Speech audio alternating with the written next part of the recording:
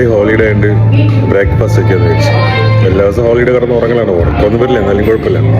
അങ്ങനെ നമ്മളെ ഉപ്പുമാവും അപ്പവും മുട്ടക്കറിയും കിട്ടുന്ന ഒരു കട ഉണ്ട്, ഷോപ്പ്. ശരിക്കും പറഞ്ഞാൽ കുറച്ച് കേരള ഐറ്റംസ് ഒക്കെ ഇവിടെ ഉണ്ട്. തമിഴ് ഷോപ്പാണ്. അപ്പം ഉപ്പുമാവ് ഞാൻ കഴിച്ചു. ഇഡ്ഡലി ഉപ്പുമാവും സംഭവം ടേസ്റ്റിയാണ്. ഇനി അപ്പം മുട്ടക്കറി ഇങ്ങനെ കഴിക്കും. അപ്പോൾ ഒരു ഫീൽ കിട്ടും, നാട്ടിലെ കഴിച്ചില്ല.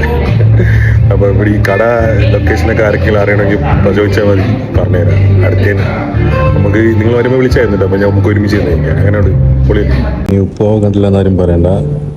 നല്ല ഉപ്പുമാവും അപ്പവും പിന്നെ നല്ല പശുവും പാലിൻ്റെ ചായ അല്ല കോഫി കേട്ടോ, കോഫി.